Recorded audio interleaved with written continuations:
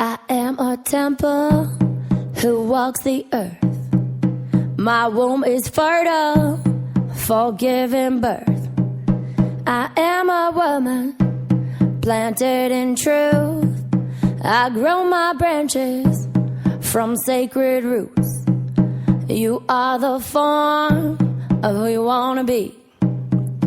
So come untethered, your soul is free. We're here to heal, we're here to thrive. We are a dream who's come alive. We light a candle, our hearts awake.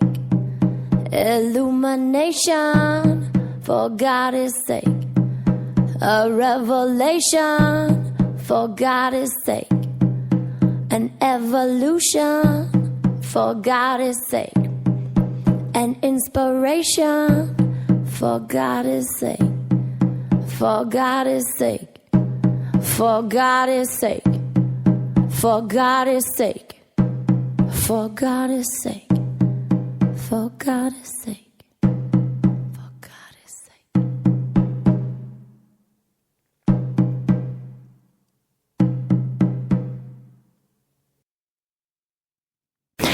And so it is. Hello, Essence. This is Jody England. And you are listening to Wild Soul Medicine Radio. Oh, it's good to be with you today. Wow. I'm always glad to be here, but today I feel like we are going to blow some things up. And I'm delighted. You know, I like to blow things up. One of the things that's blowing up right now is my body. And so we may end up talking about that today. I actually just had a huge awareness literally a minute before we jumped on the air that what's happening with my body is actually a reflection of what we're here to talk about today. Of course, right? Of course. So let's start talking and we'll see what happens. We'll see if it clears what's occurring in my body and hopefully what's occurring in your body and your energy space as we just receive the medicine that we're here to exchange today. So, as many of you know, we are in the process of enrolling women in magic school, and how we've been doing that so far is through these one-on-one enrollment conversations, and I've been doing a ton of them, like 8, 10 a day.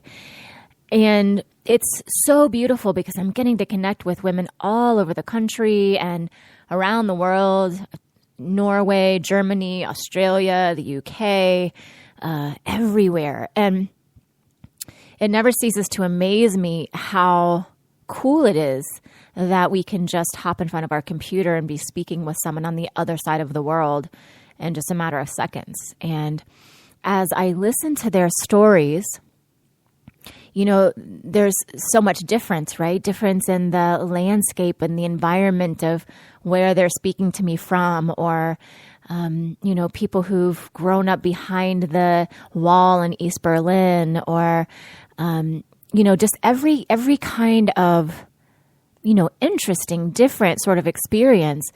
And then when we come to it, you know, it's really, there's so much commonality between us. There's so much sameness in what we're desiring and what our hearts are calling for. And, you know, just in the experience, not only that, but, you know, specifically around magic and the awakening of abilities and knowings and feeling like our purpose is somewhere just on the other side of that veil, but we can't quite figure out how to pierce the veil. So, you know, I just want you all to know that this is happening. This thing is happening. And the time for us doing it on our own and our own private corners of the world is coming to an end. And so there's a lot shifting, because everything in our lives and everything in our world and everything in the old paradigm was built around the constructs of illusion and this illusion of separation and this illusion of being the only one, so that we could really be steeped in the human experience, right? The pain that has been this earth walk for so long. And so we've experienced that, and then we're waking up to these abilities so that we can heal that. And so that's a beautiful thing, right? It's a beautiful thing in theory, and we get it and we know it and we're moving in that direction. And then there's the density of what's in between. What's in between this, old paradigm and the beautiful new coming of the dawn, right? There are these steps that have to be made between here and there. And that's where it gets tricky. That's where it gets painful. That's where we get lost and hung up.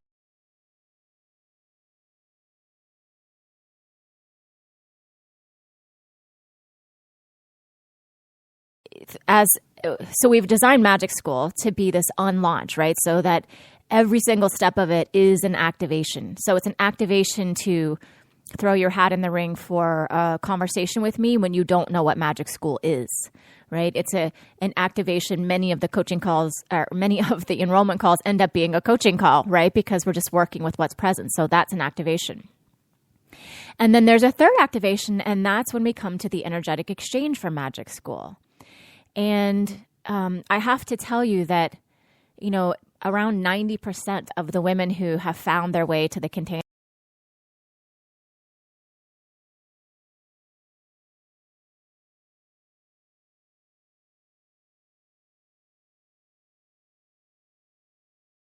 those women who have listened to the call, who have said yes, who've come even in their fear to take the giant leap, right?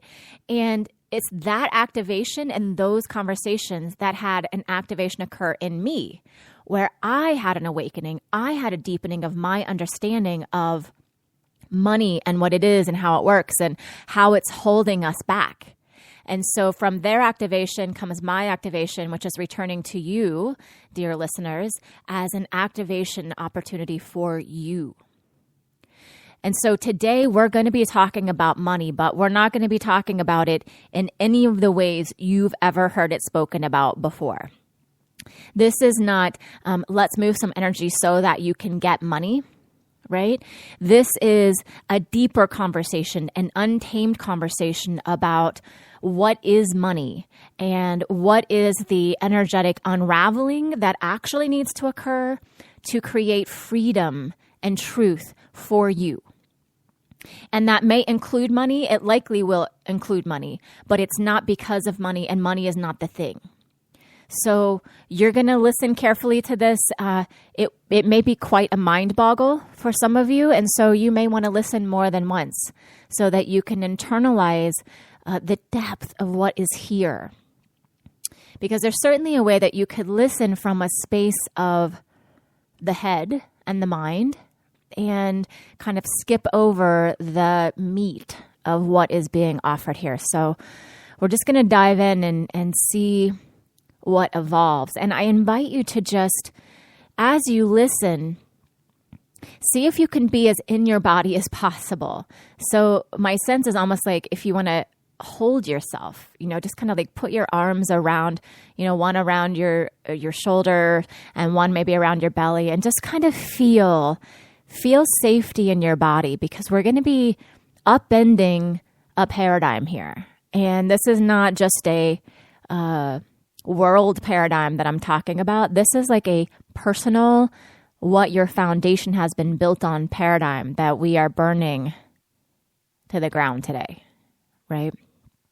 So let's just take a breath with that.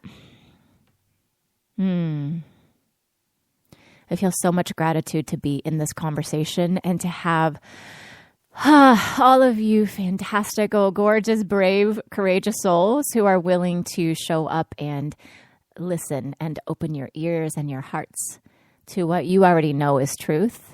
And then we'll just allow your mind and your humanness to begin to remember. Okay. So let's talk about money. I want to just share a little bit of my own money story because I think many of you can relate. So I grew up in a family where there wasn't wealth consciousness at all. It was very much a work consciousness. So working hard to get just enough to get by, constantly on the edge of, going bankrupt or losing our home. My dad was a farmer in the 80s when many farms were being foreclosed on. And so in one sense, we had a decent life, right? Like we had horses and we lived on a farm, and there was love and, beautifulness in my house. And there was also a lot of stress and a lot of my dad working full-time as a farmer and full-time third shift as a factory worker so that he could try to keep us afloat, buying clothes from rummage sales and all of that. So that is the energy that I was steeped in. And yet I always knew, I always had an activation in me that I was meant to, at that time, all I knew was I was meant to have more money, And so I actually, after going through years and years where my dad would sit us down in the kitchen and smoke cigarette after cigarette while he talked about the probability of us losing everything. And we weren't allowed to talk. We just had to sit there and witness his processing. And I would feel the anger in me. And at the time, I didn't have this more global view of what that is, but I would feel the anger that this is the way it is. And it also felt untrue to me. And it felt like there has to be another way. But what I was present to, because I just had this limited view that money is a thing and that there's power in money. And if we could only have more of it, we could be happy and we could be free and I could see my dad more, And, and so I actually made a lot of vows around money. I made vows about, whatever it takes, I will have money when I grow up. And so I did. So I made all of my career choices. Everything I did in high school and college was to get a career so that I could make a ton of money. I vowed to be not like my dad, right?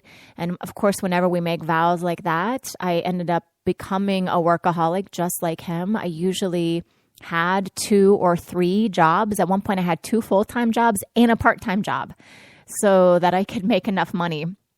That was shortly after I graduated from college and had just bought a house and was planning and paying for a wedding. So, so in a way I was like not my dad because I was going to have money. But of course I was just like him, which is I was a slave to, the money and a slave to this tiny corner that I had painted myself into, that there's some power in money. There's some freedom in it.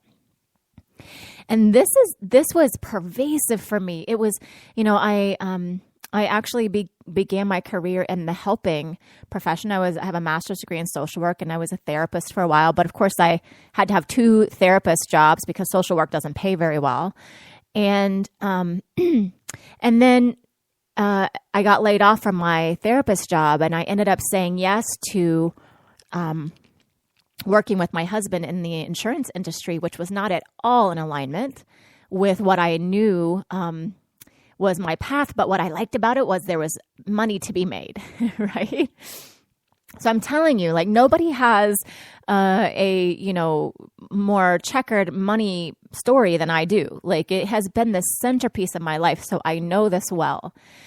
And there were many pieces of it as we continued down the path. Some of the highlights were a couple years into the insurance business, I actually had my sights set on becoming a manager. And in this company, being a manager meant a hefty 6-figure year salary and an expense account and a car. And so I made sure that I did everything it took, which meant sacrificing my health and my, my free time and my life so that I could get promoted, which I did. And then, I lived this very fast lifestyle with lots of money and no joy, right? So I bought a house and I had a nice Lexus off the showroom floor and was completely unhappy. And I remember actually talking to my mom when I was deciding whether I would take the job or not. And I said to her, this is a sell your soul kind of job. And I was not at all connected. Like I wasn't enlightened at all at that point. I wasn't on this path. I was completely traditional. But I remember that conversation sitting in my bedroom saying to her, this is a sell your soul kind of job. But sometimes you just got to do that to get where you want to go, right? That was how out of alignment my view of all of this was. And I literally did sell my soul. It was, a whole journey. I did that job for 5 years. And what do I want to say about that? Yeah, I mean, it was, I was one of the few women who'd ever been in that position. When I got pregnant with my son, there actually wasn't even a maternity policy in place in the company because they'd had so few women and none of them had ever been pregnant. And then I surprisingly got pregnant with my second child, my daughter, and I had complications throughout the end of that pregnancy. And so I spent a lot of time on bed rest, trying to pretend like I'm not a woman and I'm not pregnant and I'm not broken or weak, and running my district from my bedroom. And it was just craziness, right? And it was also the beginning of my awakening. So thankfully, I ended up having this huge awakening around what is my point and why am I selling my soul for a company that actually doesn't care about me? And oh, by the way, what's this? Is money really all it's cracked up to be? So I walked away from the 6-figure year job with no plan, with nothing in place to replace that income, just knowing I couldn't do it anymore. So, I got on my spiritual path. I did some things. Fast forward a few years later, when I'm well on the path, I have a company teaching women about the law of attraction. I've started a couple other businesses. I buy my dream home, which was way more than I could afford. And my business didn't take off the way that I thought it would, and neither of them. And so I found myself in exactly the situation I grew up in, right? Which was about to file bankruptcy, worried that I would lose my house, working literally. We had 3 businesses between my husband and I. So his business, the property investment business, and then the law of attraction business. And I had 2 babies under 3 years old, right? So this is the level of of prison that I had created for myself with the belief that money was the thing that would save me from this. And I was only doing this until the money would come in, right? So what ended up happening is we did file bankruptcy finally. And then there was a whole series of, few years of restructuring, of healing my shame and guilt about that happening, because my dad never did file bankruptcy, but I did, right? So I didn't want to be him, and I ended up being, quote, worse than him. So healing all of that and starting to unravel this piece that, money is just a story and bankruptcy is just about numbers on a paper and it doesn't really mean anything about you or about anything. And so getting more and more freedom. And so how did all of that shift to where I am now, which is, in the midst of this multiple $100,000 launch, owning a 5,000 square foot home on 4 acres in the most, beautiful part of our town, working less than I ever have. How does that happen? How do you heal that money story? So what I want to tell you is some of the ways that I tried healing the money story were, early on the path, it was by thought. So I was like, okay, I'm going to learn the law of attraction. I'm going to learn to have money come to me easier. I'm going to think positive thoughts.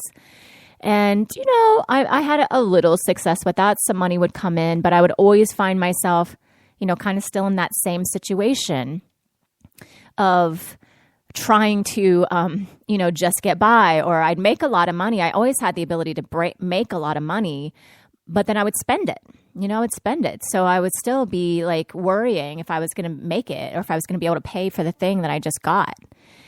And then later, as I started doing more energy work, I would follow people who would talk about, you have to clear energy in order to get money. And, and that worked at another level. I had a really actually miraculous bankruptcy where, a lot of things that, looked like they wouldn't be able to happen for us did end up happening. So we ended up in a really nice situation after the bankruptcy with really just a lot of freedom. And so there was a piece of that, right? But then there were still things out of alignment. And it was frustrating because I would, you hear so many people, because by the way, in the industry, this online industry, money is considered a gateway problem, right? So what that means is the people who are selling stuff know that money is the problem for most people. And so they sell stuff based on you getting money so that they can get you to spend the little money you have coming in, so then they can teach you what they really want to teach you, right? And that's just the gig. That's how it's taught in the business courses.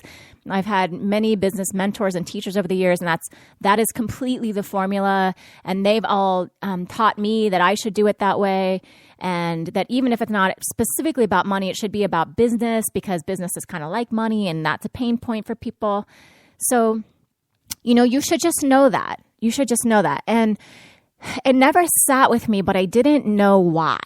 I couldn't figure out, because it frustrates me when I talk to people who don't have money, because I've always been, enough resourced that I could spend $100,000 on courses and, self-improvement things and things like that. So I had some access to resources, but I just, I knew this money piece was something for me to figure out, and that I would have a teaching around it at some point, but it wasn't a piece that I was focused on. So here's what I have gotten really clear about. As we've been in this very deep conversation, inviting women into this, literally the deepest activation of their soul, this opening of Magic School, it is a coming home, and it requires a high level of activation. And so that spotlight being shined for these women, woman after woman after woman, kind of gave me this little laboratory to see what is happening. What is happening here? Why aren't we more resourced? Why aren't we women on the edge of the paradigm? Why isn't this an easy yes? Right? So here's what I've discovered. It's not about money. It is not about money. Money is like a grain of sand in the pool of what it is about. And what it is about is our willingness to exchange with life. It makes me want to weep when I say that, because I can feel the pain in our soul around this disconnection, and these illusions seem so real when, we paint ourselves in the corner with money as the god up on the idol, up on the mantle, and we stack all of these boxes in the way. I've got this debt, and then I've got these kids, and I've, got this illness to pay for, and, or I'm resourced, but it's through my husband who actually controls the money. So really I'm not resourced. We are resourced, and there's so many ways that it plays out, but it's how do we get here? How do we get here? And more importantly, how do we get out of here? How do we stop the silliness of following these illusions that money is the thing that's keeping me from activating? And I can't activate until I get money, right? So therefore, here I am painted in my corner, waiting for something to happen. So I want to drop to the level below that. How do we know what is in the way of our exchanging with life? What does that even actually mean? So I'm going to use soul paths. So some of you have heard me talk about soul medicine paths. Next week, we're actually doing a super show all about soul medicine paths. I'll mention that again at the end. But soul medicine paths, there are 5, and each of us has a primary and a secondary. And our soul path speaks to what we are here to do. It's what we've been doing many lifetimes. It speaks to the pathologies and the shadows that occur on our journey, and it speaks to the purpose and the gifts of our journey. And so each of those soul paths we may have similar details happening, right? So we may all be hard up for money, or we may all be afraid of taking a big activation. But we'll each have our own lens of why that is, of how that sits in our system, and what the particular key is that will unlock the door of that imaginary cell. Okay? So let me just speak generally to this energetic exchange piece, and then I'm going to speak particularly to soul paths, so you can start to play with what might be active for you. All right? So when we talk about energetically exchanging, money is just an energy, because everything is energy. And this is where I want you to allow this to penetrate deeper into your system, because I knew that, 12 years ago when I first started practicing law of attraction. I knew that money was just energy, but in my system, I held that as, money's just energy, and I still need some, or I still want some, or I'm going to be happy when I get some. It was hard for me. It was impossible for me to let that go. Now, on the surface, not even on the surface, but on the, first pass at that, what I would have said in the past when I'm as a coach, an energy coach, I would say, I had some wounding around that because it felt really unsafe when I didn't have money. It felt unsafe that we might lose our home. And so, my drive for money is a way that I psychologically help keep myself safe, And there is some truth to that, and those things may need cleared. And there is a deeper past. There's something below that. So if money is just energy and I don't have the amount that I want, is there a deeper level at which we could have that conversation so that we could really just fix the energetic that's out of alignment, right? Without having to be in all the baggage of it, of what created it or what might be in the way, So this is where this concept of energetically exchanging with life has emerged. And no matter what your soul path, your current situation with money is simply a reflection of your willingness to energetically exchange with life. So what does that mean? There are all kinds of ways we can energetically exchange with life. So when we don't have money, what can't we do? We can't take classes we want. We can't go on vacations. We can't buy people gifts. We can't get our work out in the world, right? We're living these very small, sheltered, withdrawn existences that are a tiny fraction of who we really are, right? And so if we want to live our fullest potential, we have to be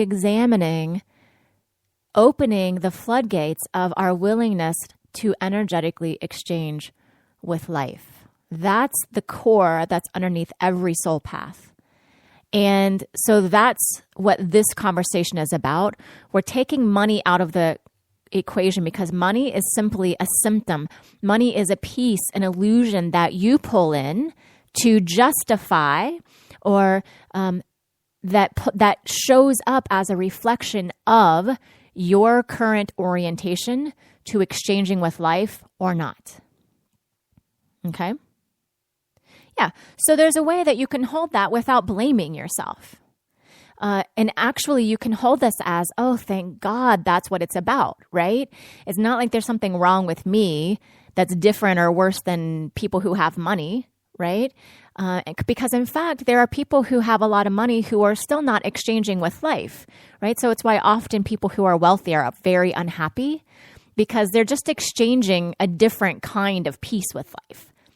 But in our Western culture, we've set it up so that money is the God, right? And then we have to be in alignment with that false God in order to consider ourselves good or successful, But all of that's false. And that's why even if you could get yourself to have money, which I have done, right? Even if you could get through the minutia and you get the money, you're still not going to be on purpose. if you're not actually exchanging with life in the way that you're meant to be exchanging with life, right? And so that's what I want to speak to is these, some of the nuances of these different soul paths and what our edges are around increasing and it's not even regulating, it's like opening our flow to exchange with life. So I'm going to start with the mystic path, okay? And we'll talk more about this next week, about how do you know if you're a mystic. So if just because you're psychic or you're, out there or woo-woo doesn't mean you're a mystic. And so next week I'll walk you through more of how you can tell what you are. But if you're a mystic, you might be able to recognize yourself by this setup that you have with your money container. So mystics tend to set themselves up so that they are very hard up, so that they have little or no money coming in. They always are in security or survival mode. They rarely own a home. They're usually not in a stable relationship for very long. And so, the money thing, the money piece kind of eludes them. And what that feels like in the system is like, money is so mundane, money is so mundane. And so I don't know if I need it. I might be above it. And so the energetic exchange that's out of whack there is a spiritual bypass, right? So there's a way that they hold themselves above this planet, this plane, this earth walk by choosing to not engage with life at all. And so what's being called forth, if that's your situation, is a decision to actually begin behaving like a human, right? And I say that with so much love. Like, that's just what it is. And so why? Why is that important? Because you came here as a human. You came here to have an energetic exchange with life. And so, tiptoeing above it in your ballerina shoes or in your helium balloon, that's not really tethered and just keeps kind of bouncing and floating around, doesn't actually have you exchanging with life in any way. But we need you here. We need you exchanging down here because all of that mystical information that you're tapped into is meant to come here. And we can't hear you and we can't receive your message if you don't have a platform to stand on, right? And so that happens to require money in this realm. And it also requires community, and it requires stable relationships, and it requires finding a way to land, right? To commit, to have accountability, to land. So that's the edge. If you're a mystic, is like to begin instead. So stop focusing on the money. Stop thinking about if I get some money, I'll spend it on this class and then that will save me. No, it's you can begin exchanging with life immediately. And so what that might mean for you is you get a regular job. Maybe you just get a regular job. Even if it's part-time, if that's all you can handle, you show up and you do some work and you get a paycheck. And this is why we're turning the paradigm on its head, right? Because I've actually coached a lot of mystics who've come to me from other money coaches who have seen them in those financial situations where they literally don't know where they're going to pay their next month's rent, and they're often homeless or in between homes because they haven't paid any of the rents. And what the money coaches are telling them is develop your high-level intensive, create a 6-figure business plan and, sell a $10,000 weekend to someone, delivering your kind of gifts, that you're kind of in touch with. And when they come to me and I look at the energetic of what's possible from where they're currently exchanging, the advice that I have given them is, my advice is to go get a job. See if you can get someone to pay you $50 for cleaning their house, right? And you should see them squirm. When I say that, they're like, right? Because that's the heart of really what's out of alignment is, can you show up here being a human being and exchanging anything by being a human, right? So we begin where we are. We begin by just opening a portal. Like, could I let something in like that? It's not that you have to work for cleaning people's houses for $50 for the rest of your life, but you're just opening. You're just opening. You're training your system in a different way of exchanging than what you have been up to before now, right? And you can do this with the utmost love and respect for yourself. It can just be like a science experiment, like a curiosity. I wonder if I could get someone to pay me. I wonder if I could receive someone paying me. What could I get paid for? What am I willing to do? Right? This is where the conversation is. We need to stop wasting time in the conversation of, it's like, it's such bullshit. That whole conversation of like, creating your intensive so you can get the money. So like, that's completely disconnected from one, what's wrong, and from two, what is real and anyway, And so what's better is if you do this exercise of starting to open the flow, and then you open the flow more and more and more. And then maybe you can afford the class you want to take, and maybe you create some foundation for your family, which then resources you to be able to, offer healing work from where you are, right? It's those baby steps that have occurred in my life where I'm just resourcing myself a little more, until finally, boom, right? Like I've cleared the stuff. I've opened my energetic exchange with the world. And then everything is flowing back and forth. So clients are coming forward and I'm exchanging the brilliance of my work with them. And then they're telling their friends, and then the portal is growing, and then I'm getting compensated, right? So everything then just starts to flow in this effortless, easy back and forth. That's what happens when you get an alignment with the way that you are meant to energetically exchange with life. So let's talk about some of the other soul paths. So the Great Mother soul path. This looks like leaking energy. So there's a ton of energetic exchange happening with the world, but it's all going out. So you're offering a bunch of programs, you're working really hard, you're very committed. You have your fingers in lots of pots, and you might be serving a lot of people, right?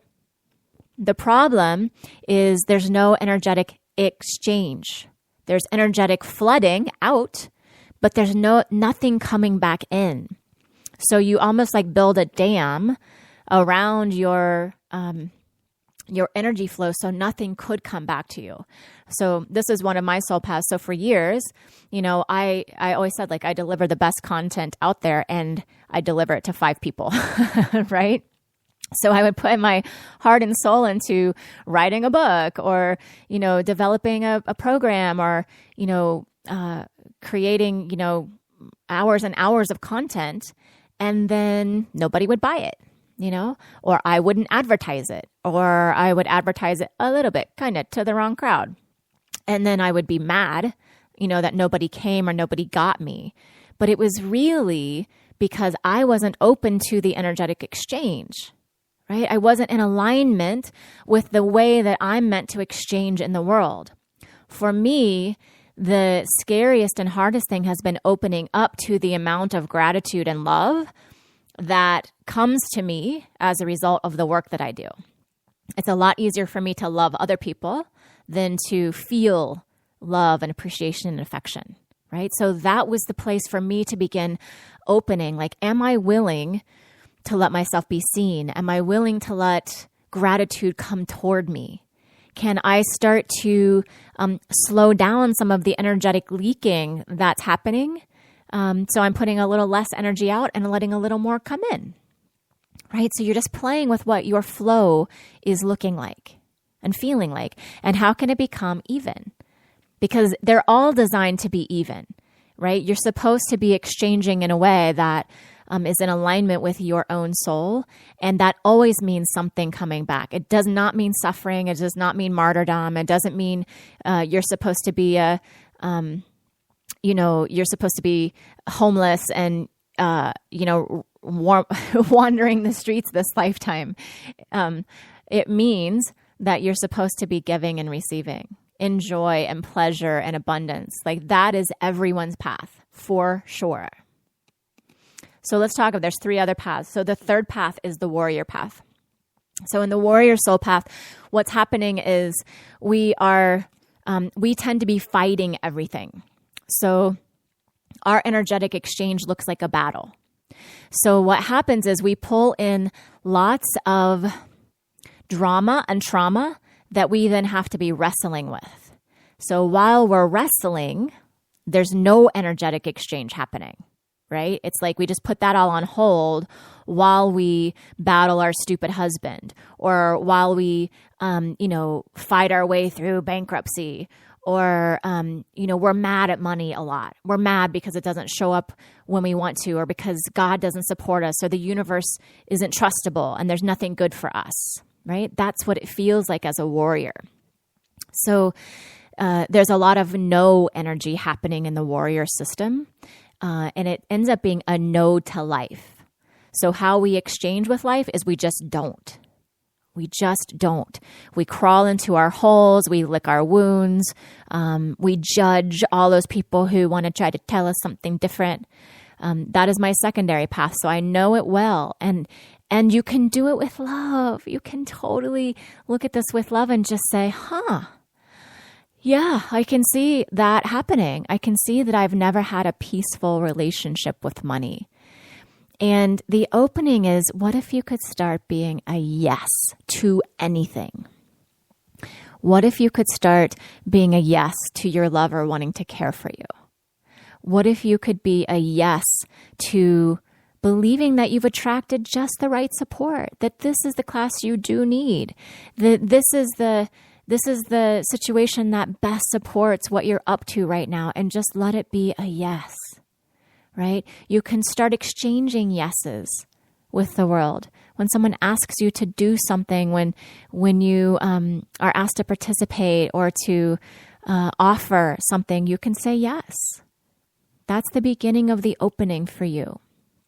Right? And it's from all of that you will begin to exchange at bigger and bigger levels, so that when you receive some money, you can be a yes, which is gratitude. And gratitude begets more exchange, right? Yeah. So that's the path of the warrior. And then we have the shapeshifter path. So shapeshifters are kind of sneaky, right? Because what they do is they align with people very well. So they are often in very resourced relationships. So they're usually married to or partnered with someone who has a lot of resource, which is fantastic. And what they typically do is they're dependent on that resource. So their exchange with life comes through someone else. Right? So if they don't actually have full freedom. They have to get permission to use the money. They have to get approval and understanding from their partner to go forward with what they want. And often when they are tasked with having a direct exchange with life, they use the other person as a reason to not do it. Right? So the exchange with life that's required from a shapeshifter is to start exchanging as an individual with life, your full self exchanging with life. So, what that might mean is, for shapeshifters, it might look like getting a job. Even if it's a part-time job. So if there's something you want, you could do a little game with yourself of like, oh, I want this thing. I know my partner wouldn't be on board with paying for it. So what if I, take some more yoga clients, or what if I extend myself to take on a couple coaching clients so that I can earn the money myself to do this thing that I want because it's just for me. Do you feel the difference in that loop? So it's this selfish, or how I would say it, full of self kind of exchange with the world, because the world is needing you to show up as you, not as some appendage to someone else. You see? So that's the edge for you. So even if you're resourced in a relationship, you don't get to rest on your laurels and be like, oh, money is handled for me. No, it's like, so what's the edge for you personally? We want you exchanging. What I also just wanted to say for the Great Mother, for you, exchanging might be you work less. So you let go of some clients, you let go of one of your jobs, not so that you can be more broke, right? But you're looking for, how can I let go of this and be more resourced? So it might be, how can I get paid more for one of the things I'm doing and then drop the other one, right? Or how can I scale back in one area and scale up in another, not with more time, but just, more money in. Do you see? So it's not always about getting a job, but it's like, what is the untaming is, what is the opposite of what you've been doing? That's a great way to get at it. What is the opposite of what I've been doing? That's how you start to write your energetic exchange with life, right? So our final soul path is the heroine. The heroine, she orchestrates her life around appropriate versus authentic. So she's typically very engaged in avoidance. So she doesn't want to look at things that are unpleasant. She wants to make sure she's getting an A+. So she's doing a lot of things she is not attached to or part of. So she might be in a job she really hates, but it makes good money, so she stays. She might be busily checking off, like might be busily taking a bunch of courses because she's preparing to be able to offer her thing, and she just needs the right guidance and the right cookie cutter to be able to put in place to then feel like she's got it, right? So she's exchanging with the world in a hollow way, where she's not actually part of it. She's going through motions of it, but she doesn't actually feel her exchange because it's not her exchange.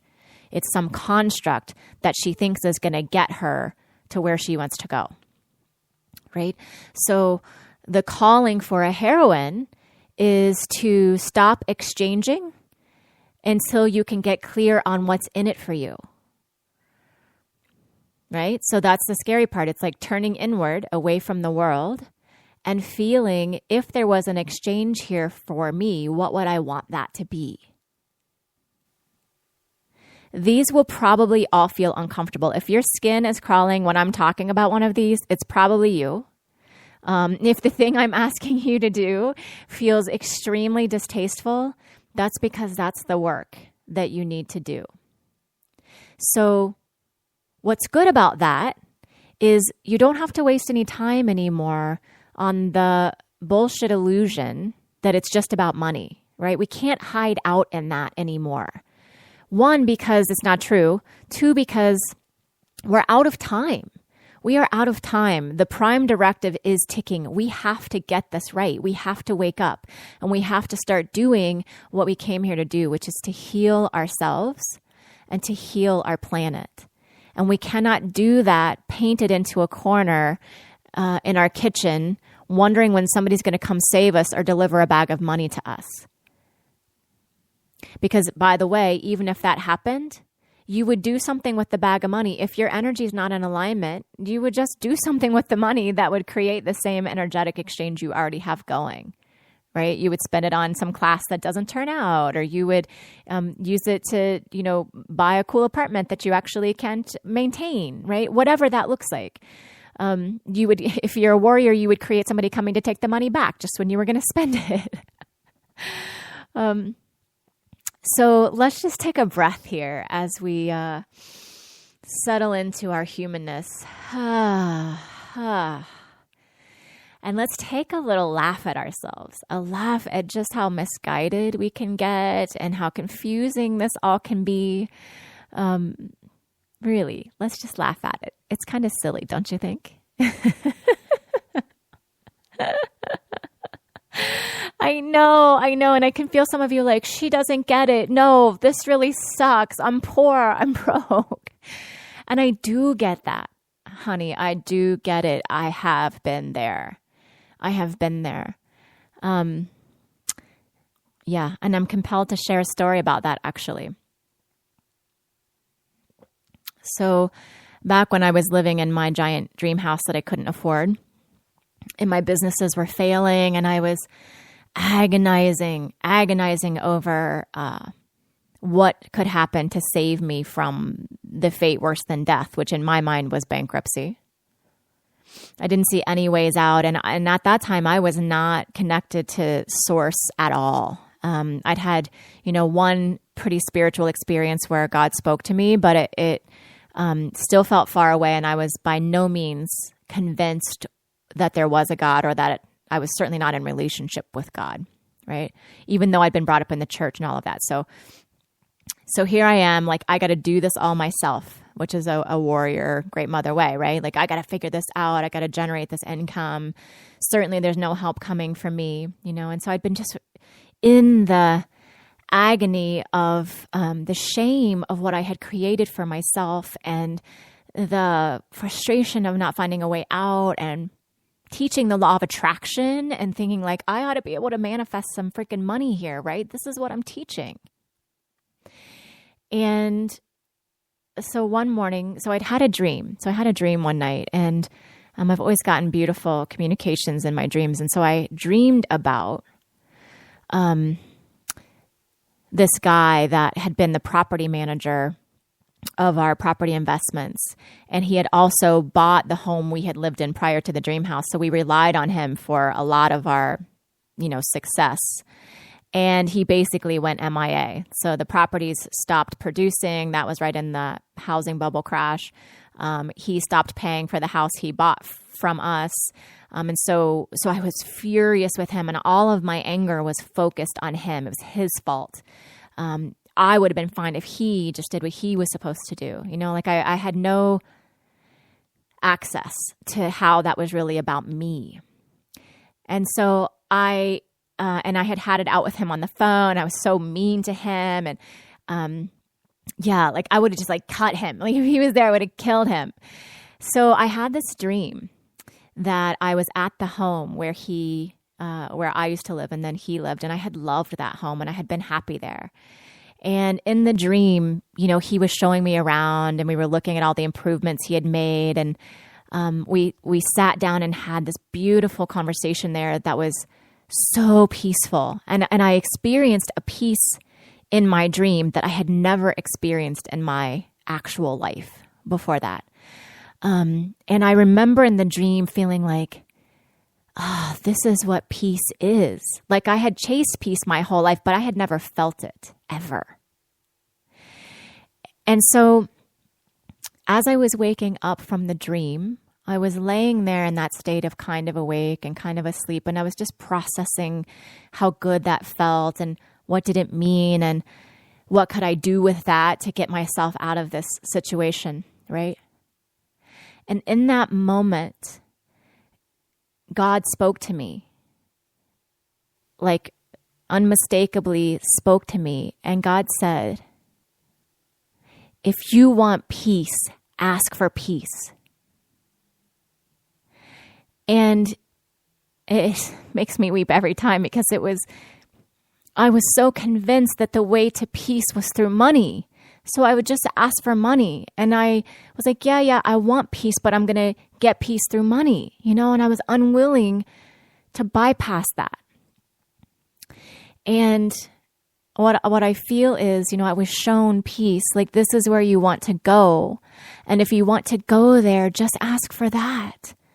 Just have that be the path. You don't have to include money at all, because when you're peaceful, money will happen. Money will show up as a way to support the actual thing that you desire. So my sisters, I promise you, if you do this deeper work, if you are willing to look away from money as the savior, from money as the problem, from money as anything other than a construct of a word that means nothing, if you're willing to look away from that and look into your soul and feel into the alignment that is meant for you. Your soul came here to play. Your soul came here to serve. Your soul came here to live. And if there's any way that you are not doing that to your fullest capacity, the way to fix it is by fixing it.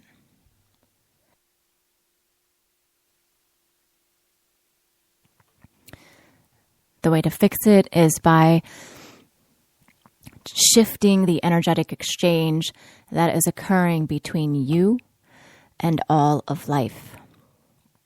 It is your destiny. It is here what you are to do. And it not only will fix your relationship with money, it will fix everything.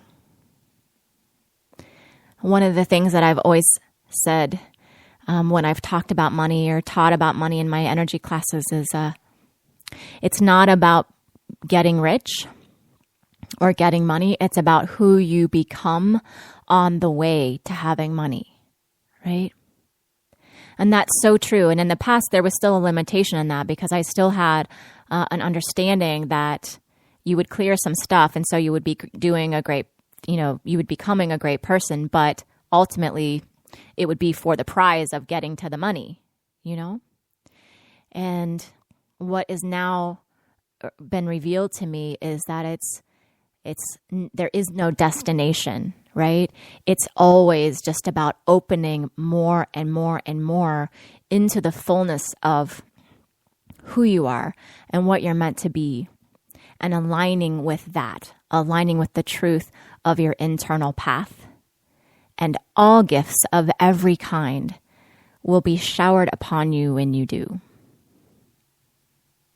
So that is my prayer for you. And I would love to hear your conversation about that. I would love to hear your openings and awarenesses. What are your commitments? Where are you planning to shift? What small actions will you take to begin to shift your current exchange with life so that it is more in alignment with what you are here to be doing?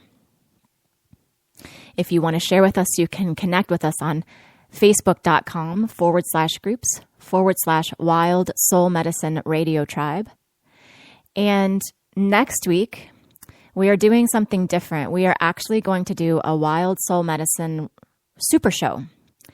And it's going to look just a little different. So it will actually air live using a different technology than we're using here, because we want to be able to interact with you and interact with a lot of you at once. And so stay tuned. We will be sending an email with a link. You'll actually have to register for the show next week. That's just how we have to do it to be able to interact with you. So there's a little gateway to come through for next week. It's still free. It's actually going to be at least a 90-minute show. We may go even longer than that, but at least a 90-minute show. On the show, I will actually be identifying the soul path of a couple of listeners. We'll do that live. We'll also be giving away a soul medicine path healing session with Viv. So we're going to be deepening into this. You've heard me reference these soul paths in the Woman Come Undone experience and at various times on the show. And we're actually going to start revealing more and more about them and how magical they are for creating a portal into understanding anything that's happening with you. So we want you to join us live. You will have to register, so just note that. And if you don't register or you don't make it, we will eventually upload that show. So you'll be able to get it here on Spreaker, but you won't be able to participate in any of the, the live typing and the giving away of the session and so forth. So very soon that page is going up today. We will keep you posted on where you need to go to make sure you are part of it. It's a 2-second registration, just your name and email so that we can see you when you arrive. And yeah. So let's keep playing together. I want to hear from you. I want to support your alignment and your expansion into your own energetic exchange with life. And so it is. So until next time, my friends, much love to you and to your path. Bye. We light a candle, our hearts awake. Illumination for God's sake, a revelation for God's sake, an inspiration for God's sake, illumination for God's sake, for God's sake, for God's sake.